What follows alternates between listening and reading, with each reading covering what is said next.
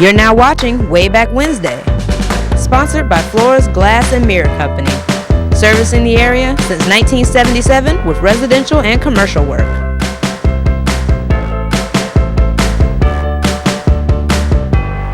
Good evening, folks, and welcome to another episode of Wayback Wednesday. So glad you could join us. I'm Randy Adcox. Boy, I couldn't wait for tonight's show. I've been excited all day long about tonight's show, and you'll see why in a little bit. Got a lot to talk about, got some things to share with you that really just really made me excited about getting ready for today's show, tonight's show. As usual, got some thank yous. Starting number one with my son Daniel, who's here in the studio with me tonight. We're a little bit late getting started, and that's my fault. I apologize for the late start, but we've got a special guest tonight. It's not Daniel. He wouldn't come on the show with me, but we do have a special guest. And so we'll get to the special guest in a minute. But it was a little bit of a challenge to get the special guest here tonight, and Daniel assisted with that. So thanks, Dano, for helping me out there. And we'll get to the special guest here very shortly. Also want to give a shout out to Mr. Bill Dove. Bill, if you're watching, Bill had loaned me some books, and every week I've either forgot to bring them with me, but there's some really neat books, Rocky Mountain Trivia. We've shared some of those in the past on previous shows, but there's 3 of them, and I keep forgetting to throw them in the truck, bring them with me, but I want to do that on the upcoming show. Just some neat information in there that goes way back in Rocky Mountain's history. I also want to give a shout out to Leela and Shelton Chesson. I'll explain more about that in a minute, but they paid me a visit Friday, and in fact were very instrumental in getting tonight's special guest here. And so thank you both, Leela and Shelton, and I'll explain more about that in just a few minutes. As usual, I want to thank Eric Dawson. I ran into Eric this morning at the public library. I was doing some research for tonight's show, and Eric was in there, and we had a nice little chat. And he'll stop by to see me once or twice a week. It's always good talking with him, and he enjoys the show, and I enjoy that he enjoys it. So it's a win-win for both of us.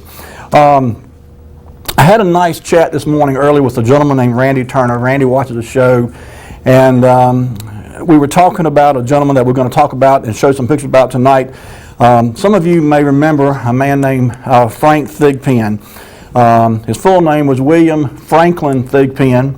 His friends and co-workers all knew him as Frank, but he's a super talented guy. Passed away several years ago, but we're going to share some stuff with you tonight about Mr. Thigpen that I think you'll really be impressed with, so stay tuned for that. We're going to talk a little bit too about some new technology. You know, there's been a constantly evolving status with photography and cinematography and pictures and video, going all the way back to 1939 when The Wizard of Oz came out in black and white and color at the same time. Part of it black and white, part of it in color. And over the years, the ability to take a black and white picture or photograph and convert it to a color photograph has been doable to an extent. The technology was kind of rudimentary, it was kind of basic, not very good quality coloration. But beyond all that, it was pricey, almost to the point of being out of reach of the common person on the street. Only studios and professional photographers had access to that kind of technology. And a couple days ago, I was excited to see a picture on Facebook of my grandmother that was in color. And that in and of itself was not striking to me because I'd seen other pictures of my grandmother in color, obviously. But this picture, she was a young girl, young woman. I would say perhaps in her late teens, maybe early 20s, but she was born in 1903. So I knew immediately that this picture did not originally come in color. It was a black and white photograph that my cousin, Ivan Price, who's a graphic artist by trade, very smart fellow, took this old black and white photograph of my grandmother, his aunt, and colorized it to a color picture. And I was just blown away. I mean, it looked like it was taken yesterday. And like I said, it was taken probably in the 1920s. My grandmother was born in 1903, and this picture looks to be of her in her late teens, early 20s. So sometime in the 1920s, this old black and white photograph was taken. So I'll tell you what, Lee, without further ado, let's start with that picture. Let's start with this picture of my grandmother. It's the first picture in the grouping tonight, and we've got a bunch of pictures. We may not get to them all. This is my grandma. This is Katie Lee Watson at the time. She later married Robert Ernest Adcock, my grandfather, and together they had 10 children of their own and raised their firstborn grandson as their own. So they raised 11 kids. They were sharecroppers. Worked hard, farmers. My grandfather did a little bit of work with a lumber mill initially, but finally settled into farming, and until the day he died, that's what he was a farmer. My grandmother used to do a little bit of upholstery work. But getting back to this picture, this was a black and white picture. As I said, in this picture, my grandmother looks to be in her late teens, early 20s perhaps. I don't recognize this location. I don't know where it was taken. But the color is just phenomenal, and there's a software, Adobe Print Shop, is what my cousin Ivan used to colorize this photograph. And that's a software package you can buy to install on your computer, or you can actually do a subscription-based, like a lease program for the software, and get it that way. But what I also discovered today, which is really neat, is that if you have a computer and you have access to the internet, and you have a means to scan your black and white pictures, there are actually websites now, 3 or 4 that I found today, where you can upload a black and white photograph to this website. They will colorize it for you and send it back to you, or allow you to download the colorized version of it. Really neat technology, and like I said, when I saw the clarity and detail and the coloration in this picture, I mean, everything from her clothes to the color of her hair, to the grass on the ground and the leaves on the trees, the sky in the background. It's a really neat technology to be able to do something like this, and I was really impressed that it came out this good. Okay, I mentioned earlier Mr. Frank Thigpen. I came about this gentleman purely on a kind of a stroke of luck, if you will, and I'll tell you more about how I came to get his name and start looking for information about him in a few minutes. But Lee, if you would, go ahead and put that next picture up, and we'll go ahead and get into Mr. Thigpen. This is the gentleman right here. He was born in 1913. He worked for the SCO Railroad for, over 40 years, retiring in around 1975. As I said, his name was William Franklin Thigpen. As a child, he was a whittler. He whittled wood. But he loved to work with his hands, and in later years he turned his ability from whittling to working with clay, and he became a quite prolific sculptor in clay. And so what I found when I started researching this gentleman was just an extraordinary amount of talent. His work is unbelievable, and frankly, he could have very easily been a world-renowned sculptor had he been born somewhere other than Rocky Mount. I don't think he ever sought out fame and fortune. He certainly had the talent to achieve both. But anyway, this is a picture of the man. Again, his name is William Franklin Thigpen. His friends and co-workers called him Frank. And I want to read something here that I found that really just kind of tells a little story about Mr. Thigpen. It says, in the hands of Frank Thigpen, a lump of clay comes to life. Such a terribly overused phrase, but in the case of this quiet, unassuming man, so modest about his wealth of talent, it is quite true. Many of the acknowledged great portrait sculptors will admit in private that while they command high fees and do good work, a true likeness of the model does not appear. Not so Frank Thigpen. His portraits in clay or bronze almost speak. It is a rare gift, one which has been recognized on several occasions by other more eminent sculptors. When Ibram Lassalle, then artist in residence and professor of art at Duke University, selected his work for a North Carolina artist exhibition several years ago, Mr. Thigpen questioned him about why would want to use his work. And it goes on to say, several commissioned pieces of Mr. Thigpen's work are prominently displayed around Rocky Mount today. A bronze bust of sports patron Spero Kourkoulis, commissioned by a group of friends, was presented by them to Rocky Mount Senior High. First Baptist Church has a long-time pastor, Dr. John Kincheloe. And it's a slew of people, prominent Rocky Mount citizens, that Mr. Thigpen made bronze bust or clay bust of. And so anyway, when I got to looking into this gentleman and researching him, lo and behold, I found that at the Braswell Library, there is several of his pieces of work in both clay and bronze that he did. Let's go to the next picture if you could, Lee. And this next picture is actually, many of you may remember Uncle Sam Davis. Sam Davis was a gentleman here in Rocky Mount that for many years dressed up on July 4th as Uncle Sam. And this picture was actually from the Rocky Mount Telegram in 1958 when the Lions Club honored Uncle Sam Davis with a luncheon. All right, let's go to the next picture. And before this ever happened, before this luncheon in 1958, as early as 1954, Frank Thigpen had done a bronze bust of Uncle Sam, and this is it right here. Again, this was a picture taken from the Rocky Mount Telegram, and this was from 1954 when this bust of Uncle Sam Davis was done. Now, the Braswell Library here in Rocky Mount has actually the original bust that Mr. Thigpen done. And Lee, I think if you go to the next picture, this is the actual bust on display at the Braswell Library. And as you can tell, I mean, the detail is just unbelievable. I mean, the eyes, the facial features, his clothes, everything about the man is just, I mean, it's impeccable artwork. This Frank Thigpen was a talent that frankly I was not aware of him. I don't ever recall hearing about the man growing up. And you know, it's a shame that he didn't gain more prominence. During a probably 20 or 30 year run from the early 50s till about 1980, thereabout, certainly into the 1970s anyway, he did several sculptures of different people around Rocky Mount and even outside the area. In fact, he had a unique way of identifying his work. Go to the next picture, Lee, if you would. And the next picture, there's just another view, and underneath it says Uncle Sam Davis. This is a little closer. I took this picture with my phone there at the library this morning. And Lee, let's go to the very next picture, and I wanted to show the viewers, and this was something I saw. He would identify his work on the back.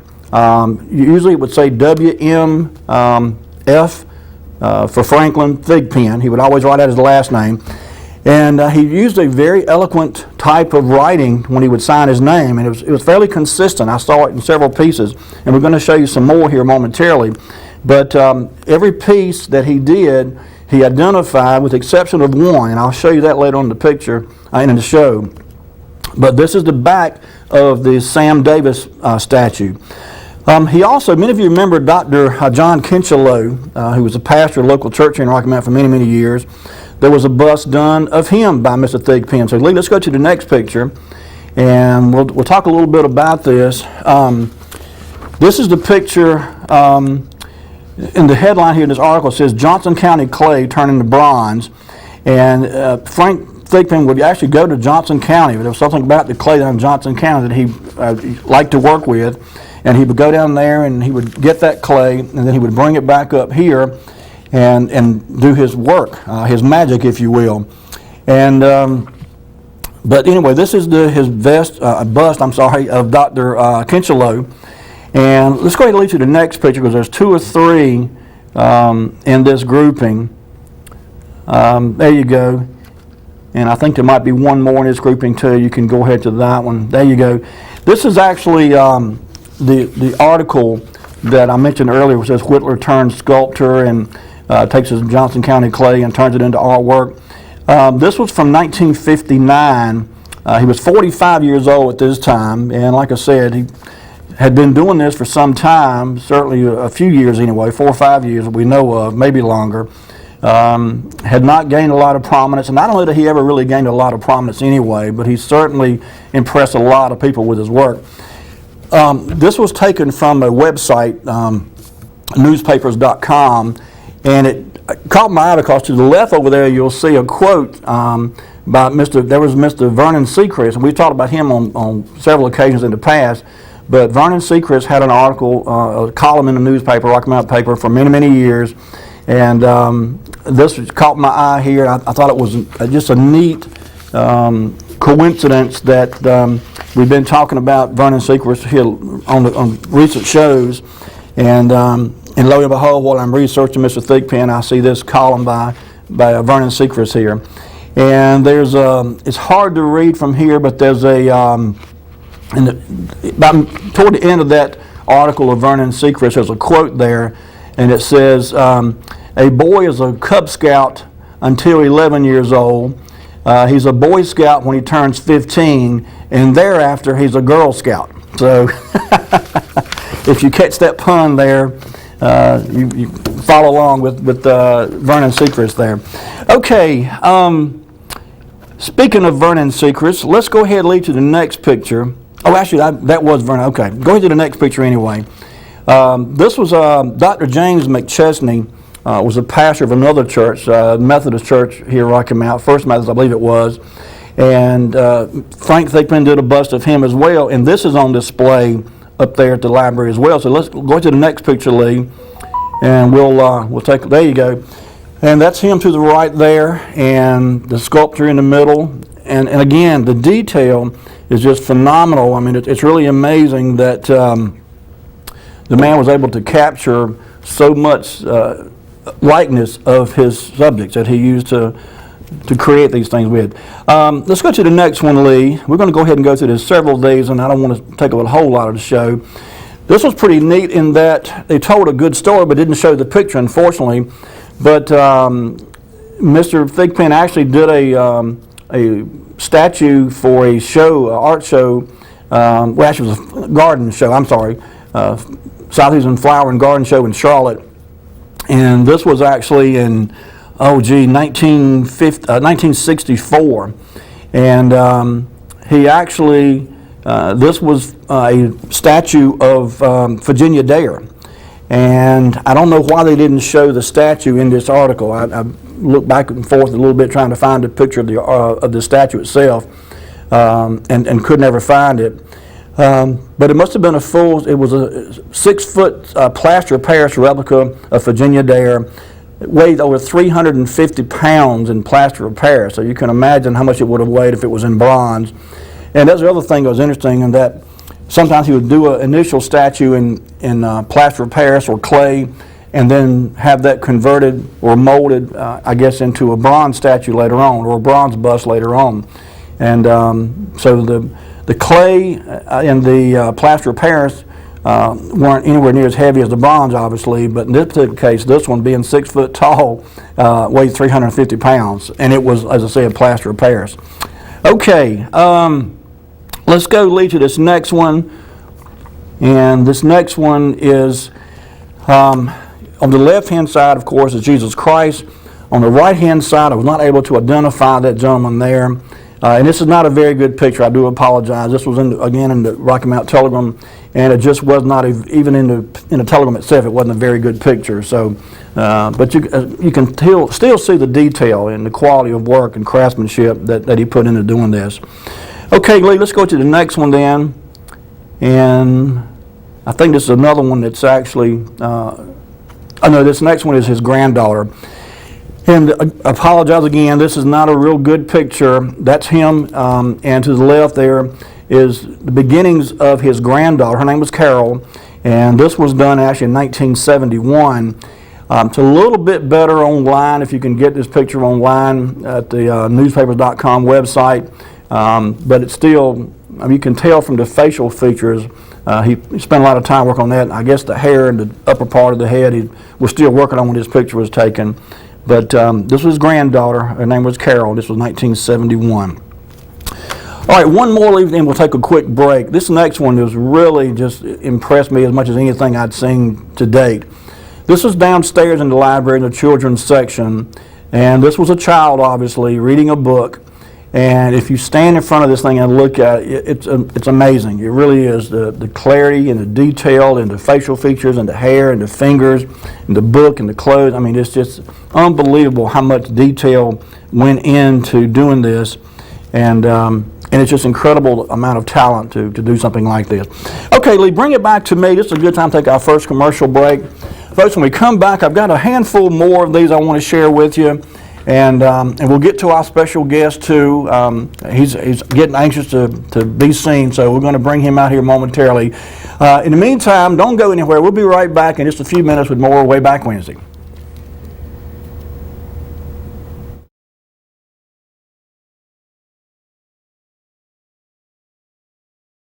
Now watching Wayback Wednesday, sponsored by Flores Glass and Mirror Company. Servicing the area since 1977 with residential and commercial work.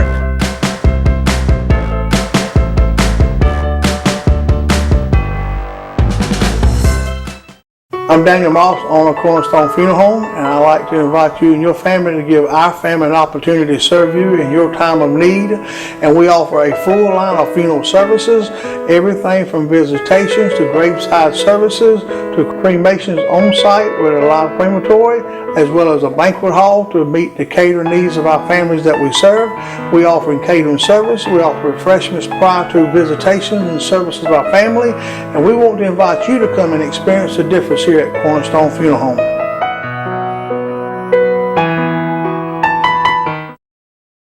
When faced with special care needs for elderly or disabled loved ones, families want compassionate, comforting care.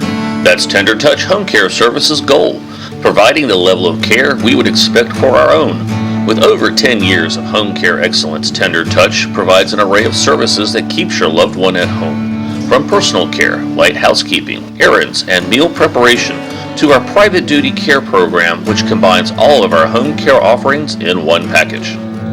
Tender Touch Home Care Services, where your needs are our concern. You're now watching Wayback Wednesday, sponsored by Flores Glass and Mirror Company.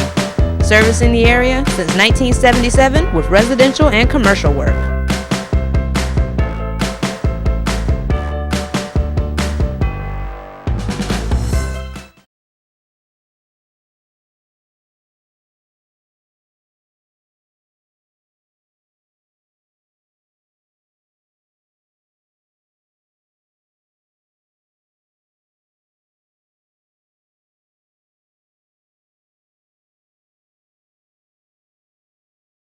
And we're back, folks. For just tuning in, you're watching Wayback Wednesday. We've got a lot to talk about tonight.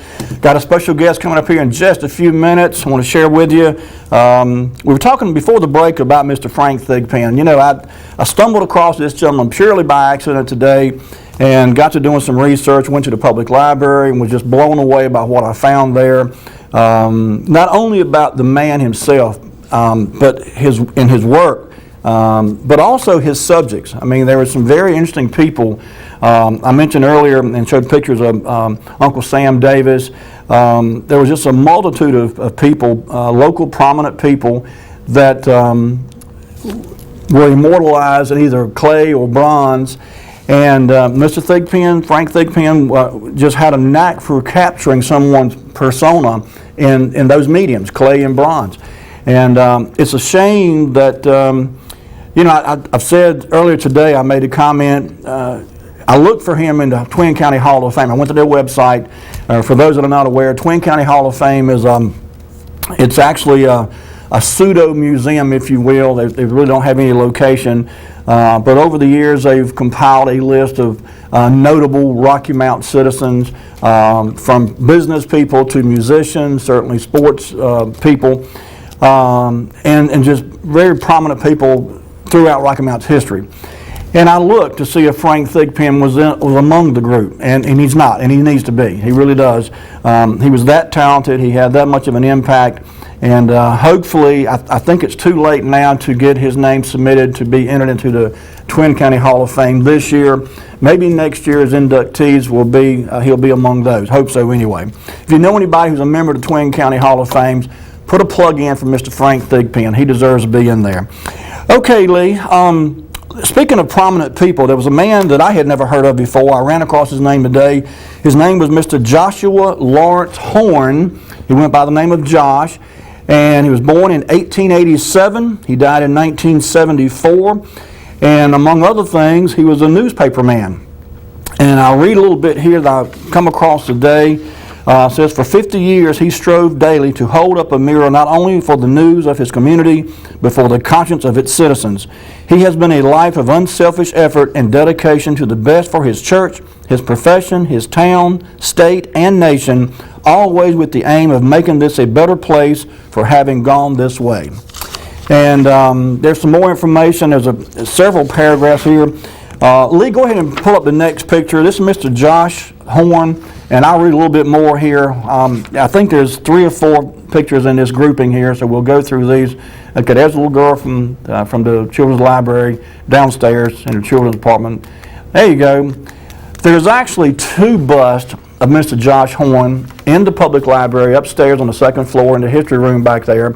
One is in clay, one is in bronze. And the one that's in bronze, as you might guess, is heavy. I mean, it's extremely heavy. The one that's in clay is relatively light, but in any case, they've got them both up there. This particular one here is in clay. So I'm going to read a little bit of this here. Like I said, it's several paragraphs. I don't want to do it all, but it says Josh Horn, newspaperman and civic leader, was born in Nash County, the son of Joshua Lawrence and Lula Parker Horn. Educated first in local schools, he attended Trinity Park School, Durham, from 1903 to 1905. It goes on to say the following year, this is about 1910, the following year he found his own newspaper, the Morning Telegram, whose name was changed in 1912 to the Evening Telegram. In 1950, a Sunday edition was published. During his 60 years in the newspaper business, Horn not only won recognition from his profession, but also gave liberally of his time and talents to the city and state. He served as president of the North Carolina Press Association in 1930 and was director of the Associated Press from 1937 to 1950. He founded 2 radio stations in Rocky Mount, WCEC and WFMA. A pioneer in many fields, Horn was a member of the First State Rural Electrification Authority of the Rocky Mount Airport Commission, later Rocky Mount Woodson Airport. And so when he was serving on the Board of Conservative Conservation Development in 1935, a new highway marker program was begun by that board. He was instrumental in North Carolina Historical Commission. A devout Methodist, Horn was a longtime member of the official board of the First United Methodist Church. For many years, he was a trustee of Duke University and High Point College. So again, very prominent Rocky Mount citizen. I did not look for him in the Twin County Hall of Fame, but I'm guessing he's not in there either. So anyway, let's go through these. There's 3 or 4 here of Mr. Josh Horn. This is the one that's, okay, there you go. This one here is bronze. Same man. This is on a pedestal in the library up there. And I actually, in order to see the back of this thing, I didn't pick it up. I just kind of used my hands to spin it around its pedestal. And boy, this thing was heavy. I mean, I don't know what it weighs. I would guess 50 or 60 pounds maybe. I literally picked the other one up, the clay. I picked it up and turned it around. This one I didn't even try to. I just spun it on its base. But again, this is Mr. Joshua Horn, and this is the bronze. Now, if you go to the next picture, Lee, beneath his bust here is this plaque here. And actually what I read a while ago was just underneath, you could see my reflection there, and the plaque is really shiny brass. But I kind of got ahead of myself. But what it says again, for 50 years he strove daily to hold up a mirror not only for the news of his community, but for the conscience of its citizens. Very community-minded gentleman, and certainly very influential in the newspaper and the news industry in the Rocky Mountain, Eastern North Carolina area. The back, Lee, the next picture is actually the back of his bust there. And it's hard to see, but it's got his name there, Josh L. Horn. And then underneath that is the William F. Thigpen. And as I said, he identified most of his work on the back by this manner right here. He didn't always identify the subject.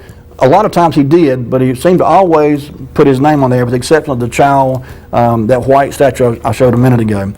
Okay, and lastly, let's go, Lee, to the obituary. I just want to read this real quick here. It says William Franklin Thigpen, born July 18, 1913, died Sunday, June 2nd, 1991.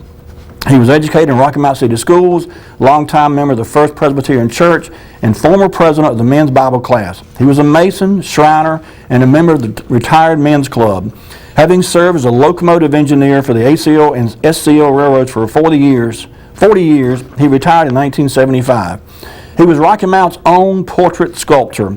Among his works are Chief Justice Joseph Branch, C. McD. Davis, former president of the ACO Railroad, and Josh Horn, former owner and editor of the Evening Telegram. Surviving widow, Alma Ivy Thigpen. He had a son, John Franklin Thigpen, some grandkids. But certainly Mr. Thigpen was deserving of recognition far, far in excess of what he received. And it's a shame that gentlemen with this kind of talent are not more well known in Rocky Mount. As I said earlier, if anyone deserves to be in the Twin County Hall of Fame, it is this gentleman, and I'm hoping that in the next induction process for the Twin County Hall of Fame that we can get Mr. Thigpen and perhaps Mr. Josh Horn as well inducted into the Twin County Hall of Fame. Okay, Lee, let's go, if you would, to the next picture.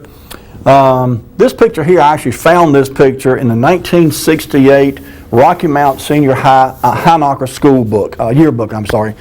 And this is the bust of Spero Kourkoulis that Frank Thigpen did in the 1950s of Mr. Kourkoulis. The next picture, Lee, if you would, let's go to that. This is actually the actual page in that 1968 Rocky Mount Senior High Knocker, where the only picture that I've been able to find of the Spero Kourkoulis bust that was at Rocky Mount Senior High. And if you remember from a couple of weeks ago, we did a show on Mr. Kourkoulis, and there was a bit of a mystery. The last time his statue was seen, his bust was seen, was 1980 at Rocky Mount Senior High. And when Rocky Mount Senior High moved and went to the new high school, somehow the bus got missing. No one knew where it was. There were several phone calls made. I put feelers out on the show. I talked to folks around town. I inquired everywhere I could think of. No one knew anything about the bus. No one knew where it was. And this past Friday, I got a phone call from Leila Chesson, and she said, "Are you at your office?" I said, "Yes, ma'am, I am." She said, "Well, we're coming to see you, and we're bringing Spero with us." I said, "Are you really?" She said, "We are." She said, "We'll be there in a few minutes." So without further ado, ladies and gentlemen, I'd like to introduce you to my special guest for tonight, Mr. Spero Kourkoulis. And here he is, Lee. Let's bring Mr. Spero into the shot here. And drum roll, please. There he is. There's Mr. Spero Kourkoulis. I was so tickled when I got the phone call from Leila. I couldn't believe that they had found this thing. As it turns out, it was actually at the old Rocky Mount Senior High School all along. It had got put into a teacher's closet, and I guess no one knew who he was or anything about it, and so that's where it sat for many, many years. And so Leila called someone over at the school and had them put the word out for all the teachers to go through. And of course, I think it's a middle school over there now. It's no longer a high school. But anyway, word was put out for teachers to go through the classrooms and see if they could find a bust of Mr. Spero Kourkoulis. And lo and behold, they called Leila Friday morning and said, "We found Mr. Spero. Would you like to come get it?" And they did. And then she called me and brought it to me. And you know, one of the very first things that I found when I went out to the car to get Spero out of the car was that he's not bronze. And I always thought he was. When he was at senior high, none of us could touch him, of course. He was inside a display case. And so, but he was certainly gave the appearance of being bronze, but he's actually clay. And on his back, and I'll try to spin it around here.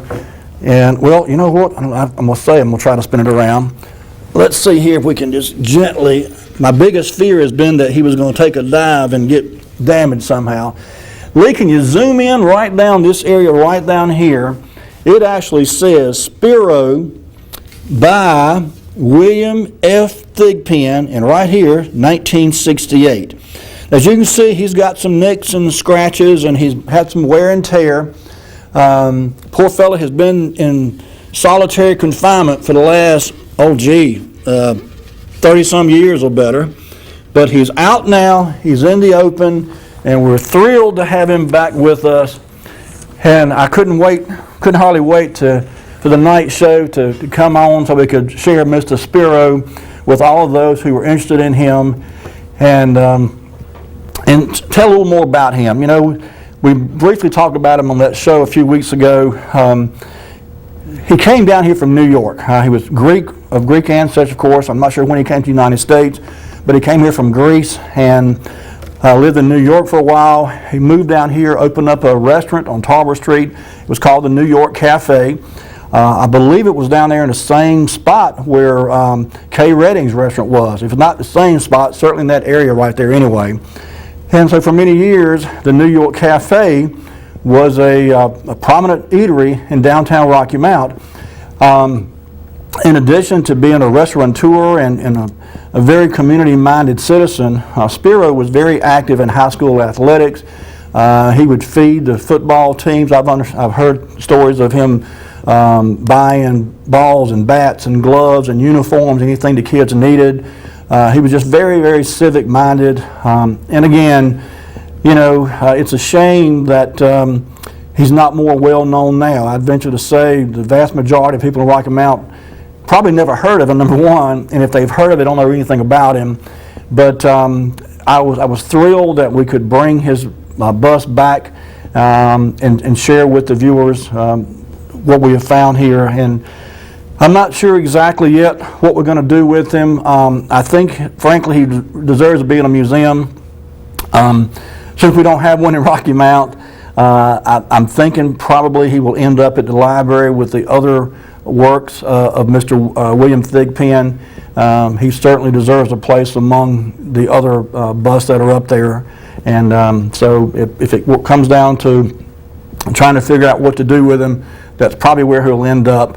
Having said that, if there are any relatives, descendants of Mr. Kourkoulis that anyone's aware of, if they would like to either see it or take possession of it, I certainly have no problem with that. And by the same token, if anyone's got any ideas about what else could be done with it, I'm open for that. Like I said, right now we're just thrilled that we've got it back, and so we can put it on display at the library, and that, unless we hear otherwise, is probably what will happen to it. I'll tell you what, this is a good time for our next commercial break. Lee, why don't you go ahead and take us to commercial break? Folks, when we come back, we're going to show you some pictures going back, some old trucking pictures and some local Rocky Mount businesses, some old Caramount Mills pictures. So we've got lots more to share with you tonight. Don't go anywhere. We'll be right back with more Wayback Wednesday.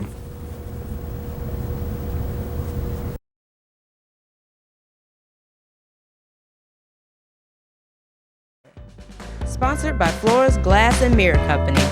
Servicing the area since 1977 with residential and commercial work.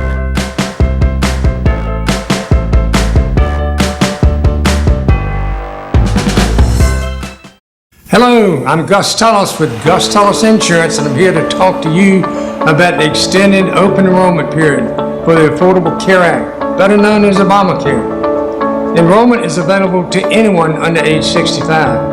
Pre-existing conditions would not disqualify you, and I'm here to inform you of the subsidy that can be available to you based on your household income. You may not even be aware of the potential to improve your current subsidy. You need to take action because the benefits are available if you enroll between now and the August 15th deadline. Now I'd like to take a moment and share with you the annual household income chart.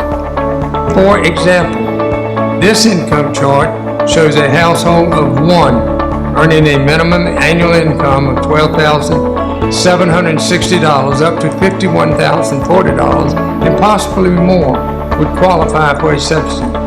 Over the last 3 days, I've helped several folks qualify and sign up for the Obamacare plan. This could be you. To find out if you qualify for a general subsidy, call Gus Tullis Insurance at 252-937-6913. Your subsidy is waiting, but the August 15th deadline is fast approaching. Call me today, 252-937-6913. I'm Daniel Moss, owner of Cornerstone Funeral Home, and I'd like to invite you and your family to give our family an opportunity to serve you in your time of need. And we offer a full line of funeral services, everything from visitations to graveside services to cremations on site with a live crematory, as well as a banquet hall to meet the catering needs of our families that we serve. We offer catering service, we offer refreshments prior to visitations and services of our family, and we want to invite you to come and experience the difference here at Cornerstone Funeral Home.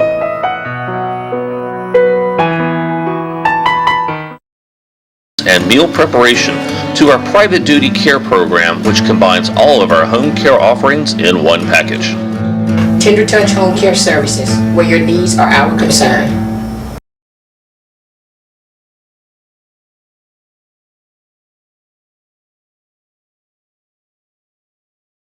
You're now watching Wayback Wednesday, sponsored by Flores Glass and Mirror Company, servicing the area since 1977 with residential and commercial work.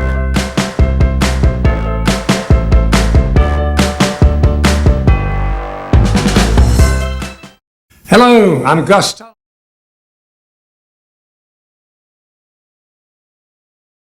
And we're back. Folks, if you're just tuning in, you're watching Wayback Wednesday. Having a good time tonight, looking at some really neat artwork, is what it is, art. Frank Thigpen was a talented man who used his talents to create some incredible likenesses of local Rocky Mount citizens. And we're thrilled tonight to be able to recover from the from the darkness, if you will, the bust of Spero Kourkoulis, who had a bust made of him back in the 1950s and got lost, if you will, and was recovered this past week. And so we're glad to have that back so that we can share it and enjoy it with others. Okay, you know, we've talked a lot in prior shows about the importance of the railroad in Rocky Mount and about the importance of tobacco, agricultural in general, peanuts, corn, soybeans, so forth. And we've talked about, you know, the importance of Rocky Mount's proximity, both in North Carolina, but also between the New York-Miami corridor. And so that proximity to 301 initially and now 95 certainly allowed Rocky Mount to benefit from north-south traffic and freight and so forth going up and down 301 and again later Interstate 95. And certainly the trucking industry was a major part of helping Rocky Mount grow. You know, over the years I can think of probably a half a dozen or more trucking companies. Some of you may remember Mr. Wiley Clay's Transfer for many years. Had a place out on Old 97 out east of Rocky Mount. And then the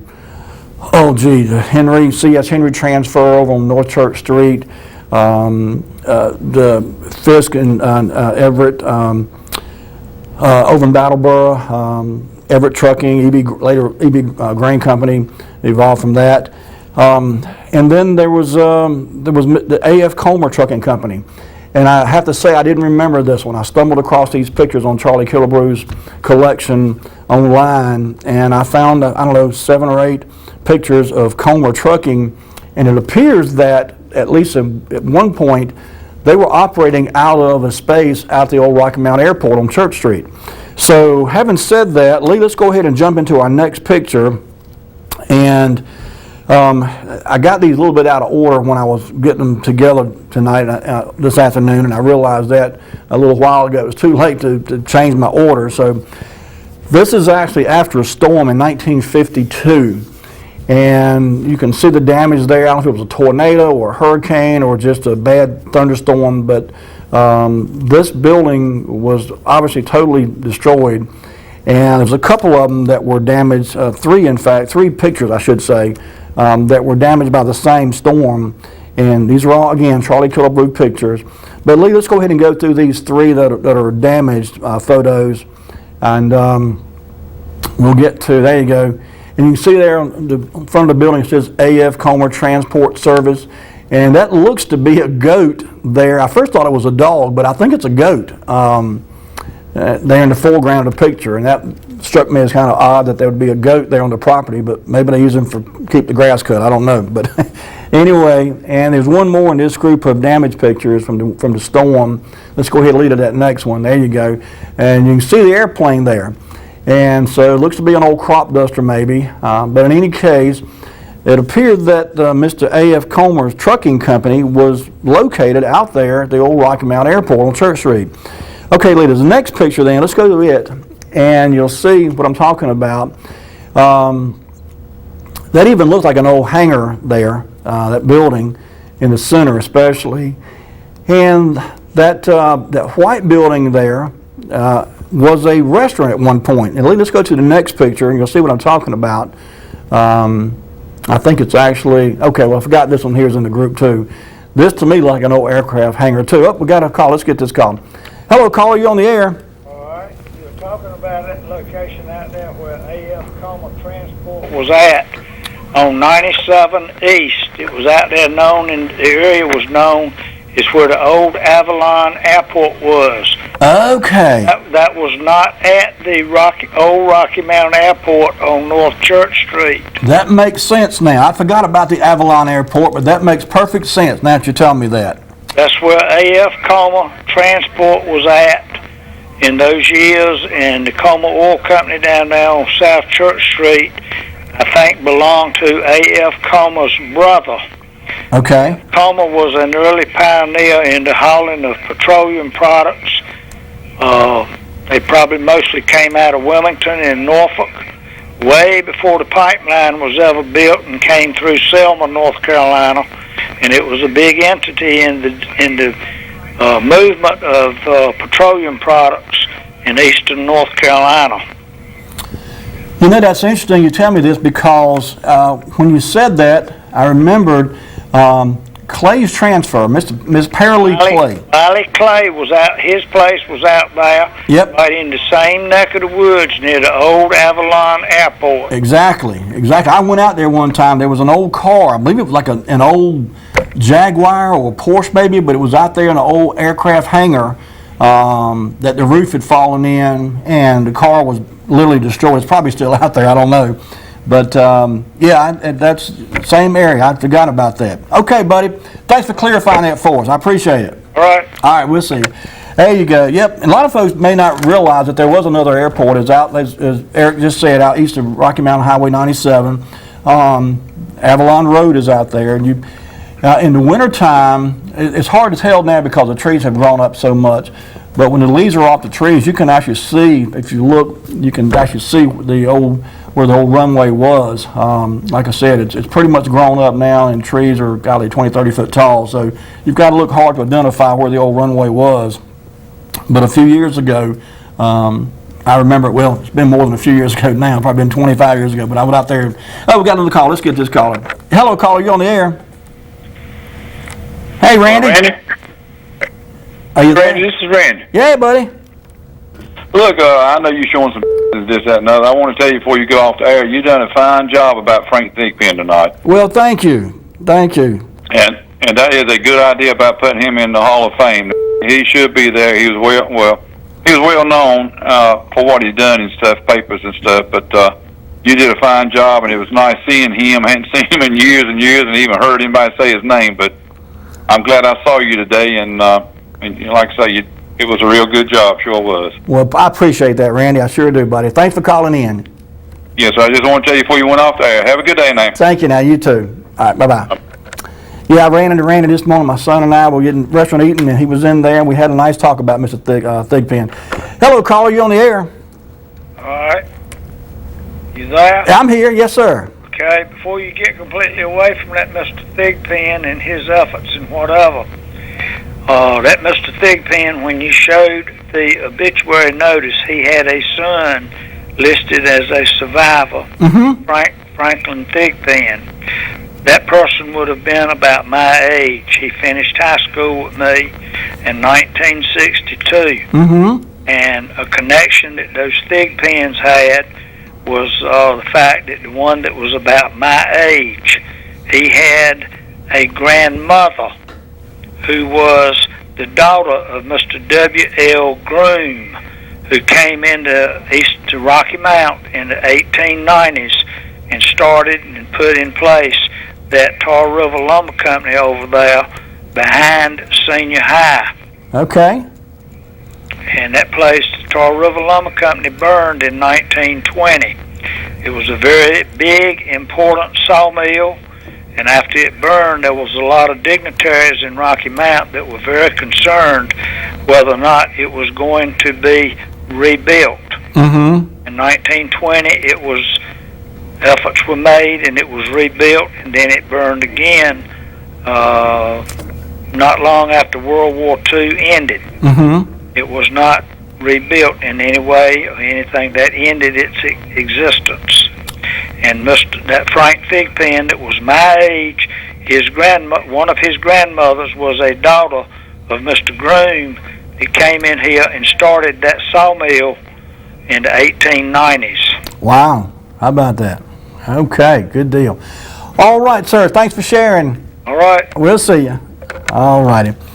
Okay, so I'm not sure where we left off at. I think there's 3 or 4 more in this collection of the A.F. Comer Trucking. There you go. And there's a little restaurant there on the right-hand side. And, all this makes sense now because I kept looking at that building and I said, I don't remember that little hamburger shop out there at the Church Street Airport looking exactly like this. And so now that I realize where it was, that all makes sense. And I can't say I remember this. I don't remember ever seeing any planes take off and land at Avalon Airport. I'm not sure when it ceased to be in operation. I think it may have been used by some agricultural pilots, crop dusters, in its final days, and I don't know when that was, frankly. But in any case, let's go ahead and lead to the next picture, because I think the next one, if it's the one I'm thinking about, may give a little better view of, there you go. And you can see at the top there, it talks about pilots and sightseeing, and you can go over 50 cents per person. You could ride on the airplane, ride around the city. They sold cigars, cigarettes, candy, ice cold drinks. I think this building must be gone. I know where the Avalon Airport was.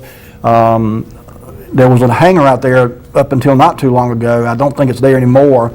But I don't recall seeing this building, so I'm guessing this building has been long since either torn down or fell down. But in any case, I can't say I remember much about the Avalon Airport ever being in operation. All right, Lee, I think there may be one more in this grouping. Let's go to the next one if we can. Oh, okay. I found this picture. Many of you recognize this. Bullock Furniture Company on Church Street up there. Just to your left would be the Central Cafe today. And I don't recall ever seeing this picture before, but I thought it was a neat picture of Bullock Furniture Company. And obviously from the 1950s, judging by the cars there in the parking lot. This is a picture I think would be neat to be colorized and show in color. I may kind of try to experiment around with the picture, see if I can get a color version and share it with you in a future show. Okay, you know what, I think, Lee, let's real quickly, I want to get to these Caramount Meals pictures. Somebody might recognize themselves. These are some neat pictures here. I'm not sure. I think that might be Geraldine Nelms sitting at the table down there. I think she worked there, and I think her husband Earl did too, and that could almost be Earl on the opposite side of the room over there on the far left-hand side sitting in that chair. But that looks an awful lot like Geraldine Nelms. She used to work as a waitress too over there at on Walnut Street Shopping Center at the restaurant over there. I'm not positive that's her, but it does look a lot like her. I can't say I recognize any of the other people out there. Like I said, that could be her husband over there across the room on the left-hand side sitting down, because I think he worked there too for a while. Let's go ahead and lead to the next one. There was 3 or 4 in this grouping. There was some kind of event going on. This was 1952, by the way. This is more of these Charlie Killebrew pictures. And it was some kind of family outing day, the meal sponsored. And I read somewhere, and this was kind of sad to read, but it was a different time then than it is today, and so we got to realize things have changed. But I read somewhere that there was the meal gave a party for the white employees, and then gave a separate party for the colored employees, as the way it was worded. And you'll notice that most of these pictures, these are all white folks in these pictures here. But this was back in the 50s, as I said. It was a different time, different mindset. Thank God we've moved past that, and now we wouldn't never think about such a thing, but that's the way it was. This was, again, a gathering. These are mill employees and their families. I'm not sure what the event was. I see a lot of short sleeve shirts and the ladies in dresses, so it was obviously warm weather. I'm guessing sometime in the spring. All right, Lee, I think there might be one more in this grouping, and we'll get to that. And yeah, this was actually a gentleman inside the mill. I'm not sure who this gentleman was. He reminds me of an actor I've seen on TV, but I can't think of his name, the guy on the left especially. But in any case, they're looking at some kind of meter or gauge there on the left-hand side. And again, these are all Caramount Mills, which is over West Elm Street. And of course, in later years, Sidney Blumenthal Company took over that, as well as over on Ridge Street, what later years was Burlington Mills. It all became one operation. They manufactured pluff, the cotton stuff that you see in pillows, and even in casket linings. I think that someone said they made ties at one time there too. So a lot of different things took place at Caramount Mills over the years. Lee, I think that's the last one in the Caramount Mills grouping. We've got some pictures of Vernon Sechrist, but we're slam out of time. Bring it back to me. We'll get to those next week. Folks, I'm sorry we got a little bit started late tonight. That was my fault. We had a little difficulty getting Mr. Spero in the building tonight, and so we were a little bit late getting started. I apologize for that. But I'm so glad we were able to bring him to you and share him with you. I thank the callers for calling in and sharing their knowledge and their memories. It's always my pleasure to be a part of this show with you each week, so I thank you from the bottom of my heart for joining us each week and watching the show. Thank you for your calls and your comments. I always enjoy hearing from all of you. Folks, have yourselves a great week. Take care of yourselves and be kind to each other, folks. We'll see you next week with more Wayback Wednesday. Good night.